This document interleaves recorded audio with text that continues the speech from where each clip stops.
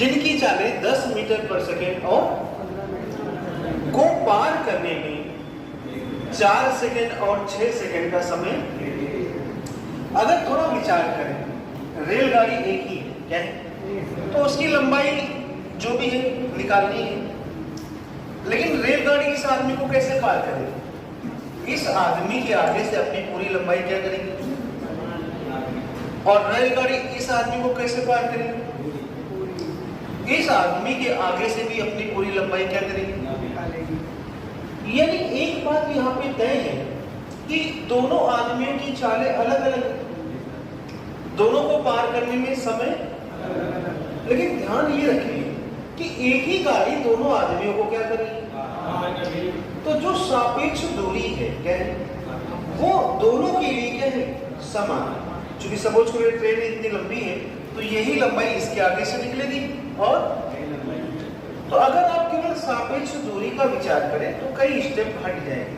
तो आइए, आपको याद है चाल बराबर क्या होता है, और चाल गुणे समय बराबर क्या होता है? दूरी। तो पहले हम इस आदमी और इस ट्रेन के लिए सापेक्ष दूरी निकालते हैं। तो सापेक्ष दूरी मामला किस दिशा का है? एक ही दिशा का है। तो जो चाल, जो सापेक्ष चाल होगी वो घटकर आएगी।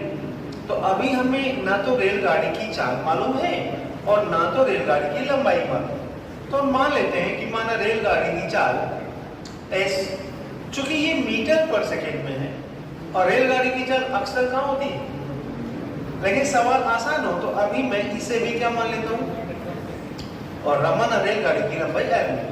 तो ध्यान दें, पहले आदमी के लिए सापेक्ष दूरी क्या होगी? तो सापेक्ष दूरी स्वयं रेलगाड़ी की क्या होगी? क्या होगी? लंबाई। और जो रेलगाड़ी की लंबाई या सापेक्ष दूरी होती है वो क्या होती है? सापेक्ष चाल गुणे सापेक्ष। अब सापेक्षता एक ही दिशा में है, जिस दिशा में ट्रेन जा रही है उसी दिशा में आदमी भाग रहे। तो सापेक्ष चाल कैसे बनेगी? कैसे बनेगी? घटकर। कैसे बनेगी? अब घटकर बनेगी, लेकिन क्या 10 में s घटाएंगे कि s में 10 घटाएंगे? जाहिर सी बात है ट्रेन की चाल थोड़ी सी क्या होगी? s माइनस ये क्या होगी? सापेक्ष चाल। और समय देखो, आपको नहीं सोचना, दिया हुआ है कितना। तो पहले आदमी के लिए जो सापेक्ष दूरी बनी वो बनी सापेक्ष चाल गुणे सापेक्ष। अब दूसरे आदमी के लिए तो उसकी चाल अलग है, तो यहाँ सापेक्ष दूरी क्या बनेगी? वही सापेक्ष चाल। तो इस बार ट्रेन की चाल तो वही है, लेकिन आदमी की चाल 10 की जगह क्या है? 15 है। अगर इसकी भी 10 होती तो यहाँ भी कितना समय लगता? लेकिन दिशा एक ही है, तो s माइनस और समय दिया है कितना? तो इस आदमी के लिए ये सापेक्ष दूरी हुई और इस आदमी के लिए ये सापेक्ष। लेकिन जो सापेक्ष दूरी है वो स्वयं ट्रेन की क्या है? लंबाई है। और एक ही ट्रेन है जो दोनों आदमियों को क्या कर रही है? यानी वो चीज आपस में क्या है? अब एक छोटा सा l, ये भी सापेक्ष दूरी है, ये भी, ये दोनों आपस में बराबर है। अब ये इक्वेशन बन गया, हम इस इक्वेशन को क्या कर लेते हैं? हल कर लेते हैं। जैसी भी मर्जी, आप 2 6 को छोटा कर सकते हैं या बिना छोटा हल कर लें। 4s minus 6s minus 4s 6 से घट जाएगा, कितना बचेगा? ऋण का 90 इधर आ जाएगा, धन का 90, धन का 90 ऋण का 40, तो s का मान कितना जाएगा? 25। लेकिन ध्यान दो, ये मीटर पर सेकेंड, आप इन्हें डायरेक्ट बदल सकते हैं। चूंकि 5 18 किलोमीटर का 18 और मीटर पर सेकेंड का क्या? 5, वो एक होता है। तो 5 पंजे 25, तो 18 पंजे क्या हो जाएगा? अब बात आती है कि रेलगाड़ी की चाल हमने निकाली 25 मीटर पर सेकेंड अथवा 90 किलोमीटर।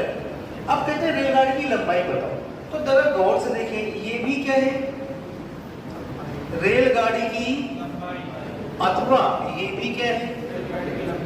तो बस यहाँ पे किसका मान रखते हैं? तो रेलगाड़ी की। तो s क्या है? 25 है ना, यहाँ 90 नहीं रख सकते क्योंकि 10 किसमें?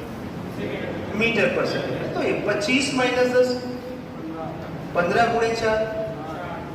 यहाँ देखिए 25 माइनस 15, 10 गुणे 6। यानी रेलगाड़ी चूंकि एक है तो दोनों से ही उसकी लंबाई आ गई। तो सवाल का उत्तर आ गया। क्या गया? तो क्या इतनी बात समझ में आई? एक बार इसे कॉपी करें। ये चालें दोनों की अलग अलग है और समय भी दोनों का अलग अलग है, लेकिन ट्रेन आदमियों को पार कर रही है। किसे पार कर रही है? तो ट्रेन भी आदमियों को पार कर रही है और विपरीत दिशा में पार कर रही है, यानी आदमी इधर जा रहे हैं तो ट्रेन इधर जा रही है। कैसे पार करेगी? अरे ये ट्रेन अपनी लंबाई इस आदमी के आगे से क्या करेगी और इस आदमी के आगे से भी ट्रेन अपनी लंबाई क्या करेगी आगे। तो चाल, सापेक्ष चाल, चूंकि आदमियों की चाल अलग है तो ट्रेन की भी एक ही है चाल, तो सापेक्ष चाल अलग हो जाएगी और समय भी क्या अलग है, लेकिन सापेक्ष दूरी बराबर है। तो आइए पहले आदमी के लिए विचार करते हैं। पहले आदमी के लिए सापेक्ष चाल क्या होगी? तो रेलगाड़ी की चाल सपोज करो, अभी मान लेता हूँ मैं s मीटर पर सेकेंड और रेलगाड़ी की लंबाई मान लेता हूँ क्या। तो पहले आदमी के लिए चूंकि मामला किस दिशा में है? विपरीत। तो विपरीत दिशा में आपको याद है चालें क्या हो जाती है? तो सापेक्ष चाल हो जाएगी s धन सापेक्ष दूरी क्या होगी? अच्छा, दूसरे आदमी का भी लगे हाथ निकालना, तो उसकी सापेक्ष चाल क्या हो जाएगी? सापेक्ष दूरी क्या है भाई? एक ही ट्रेन ने दोनों आदमियों को क्या किया? तो सापेक्ष दूरी या तो ट्रेन की लंबाई होती है या तो जुड़कर, अब आदमी की जगह वो किसी प्लेटफॉर्म को पार कर रही होती तो सापेक्ष दूरी क्या हो जाती? जुड़ जाती। लेकिन फिलहाल सापेक्ष दूरी तो स्वयं ट्रेन की क्या है? सापेक्ष समय क्या है भाई? ट्रेन ने इसको पार किया कितने समय में और इसको पार किया। ये सारी बातें मन में होनी चाहिए, लेकिन हमें मालूम है क्या कि चाल बराबर दूरी बटे क्या, और चाल गुणे समय बराबर क्या दूरी। तो अगर इस आदमी की चाल का इसके समय में गुणा कर देंगे तो L आ जाएगी। क्या जाएगी? L बराबर S धन 10 इंटू इस आदमी की सापेक्ष दूरी क्या है? चाल गुणे समय। तो चाल कितनी और गुणे समय कितने? तो यहाँ से भी साफ, दोनों ही को एक ही ट्रेन ने पार किया है, तो ये एक इक्वेशन बन जाएगा। क्या बन जाएगा? हल कर लेंगे। 6s धन 60 5s धन 75, 5s घट जाएगा, 60 उधर घट जाएगा, तो s का मान क्या निकला? ध्यान दें मीटर पर सेकंड। 5 दिया 15, तो 18 दिया। अब रही बात रेलगाड़ी की लंबाई क्या है, तो ध्यान से देखो ये भी लंबाई है और s का मान लग दिया। कितना है s का मान? 15 10 25 गुणे 6 कितना? 150। यहाँ s का मान 15 धन 15 30, 30 गुणे 5 कितना? यानी रेलगाड़ी की लंबाई कितनी? 150।